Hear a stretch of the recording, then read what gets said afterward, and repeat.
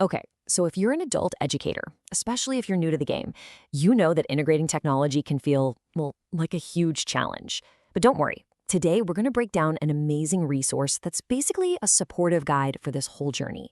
It's called the Digital Literacy Competencies for Adult Educators. And you're not alone if you feel that way.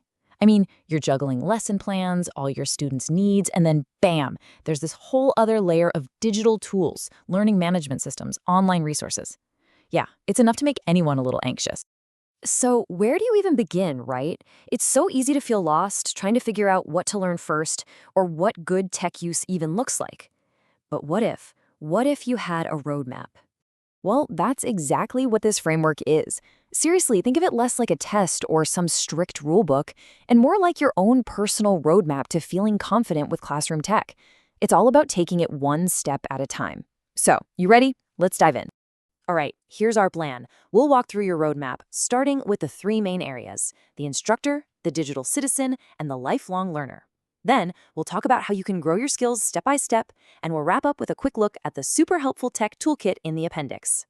Okay, first up, competency one, the instructor. This one's all about using digital tools to enhance your teaching. It's really the heart of what you do every single day. So, what does that actually mean? Well, it's really about how you use technology to design, facilitate, and assess student learning. It's weaving tech right into the fabric of your teaching. A fantastic place to start is with the designer skill. And look at these level one skills. They're totally doable. We're not talking about coding a whole new app here. It's about using technology you're probably already familiar with to create assignments, or just uploading them to your school's learning management system, the LMS. Here's a perfect example. A super simple but really powerful level one skill is just copying a paper assignment you already have onto your agency's LMS. That's it. Why is that so great? Because now your online and your in-person students have the exact same materials. It's a small step with a huge impact. So, how do you grow from level one to level two? It's a really natural progression. See, at level one, you're using a familiar tool, like copying that assignment to the LMS. But at level two, you might get a little more adventurous and try a new tool, like maybe an online gaming platform to create a fun, interactive quiz. It's all about expanding your toolkit. Okay, still in that instructor competency, let's talk about being an assessor. A key level one skill here, and this is a big relief, is just using digital tools to deliver assessments that are already made. You don't have to build them from the ground up. And this is why that's so awesome. When you use a pre-made digital test, you get data back instantly. You can glance at the results and immediately see, oh wow, it looks like almost everyone is struggling with this one particular skill. That gives you the power to adjust your teaching on the fly to meet their needs right where they are. All right, let's move on to competency two, the digital citizen. This is so important. It's about modeling safe and responsible tech use. You're not just teaching content, you're showing your students how to navigate the digital world safely and ethically. At level one, it's all about responsible information use. That means you're always protecting student privacy. That's number one.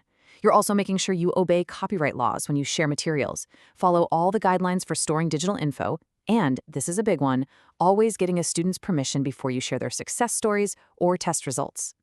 Okay, here's a real-world example of what that looks like. Imagine this. An instructor gets called out into the hall for a minute. What do they do first? They log out of their open staff account. It takes 2 seconds, but it ensures that no one can access student information without a password. It's a small habit, but it's absolutely critical. And that brings us to our third competency, the lifelong learner. Let's be real, technology changes constantly, right? This one is all about growing your own digital skills. It's about modeling that curiosity and adaptability that we want to see in our students. And check out what level one means for a lifelong learner. It doesn't mean you have to be an expert. It just means you can identify areas where your own digital skills could be stronger and you're willing to ask for help to make a plan. It's all about that first step of self-awareness. So what's a key action you can take? At level one, it's as simple as writing a professional development plan that actually includes a goal for improving your digital literacy. It's about being intentional about your own learning journey. Okay, so we've been throwing around this word levels a lot. Let's talk about what that means. This whole framework is designed to scaffold your growth. It's a clear, manageable path to get you from novice to expert. Think of it like this. 1. At level 1, you're getting confident with familiar tools and you know it's okay to ask for help with new stuff. 2, you move to level 2.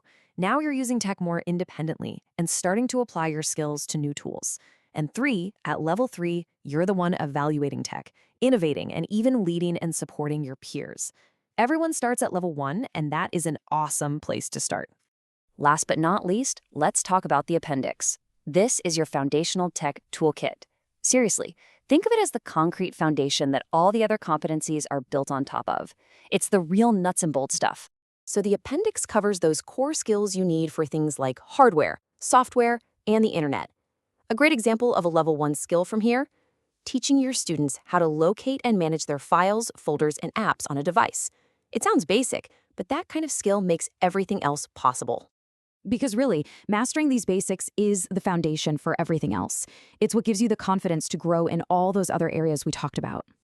So there you have it. You have the roadmap. The path is clear, and those first steps are totally achievable. The only question is, what's the first level 1 skill you're going to try tomorrow?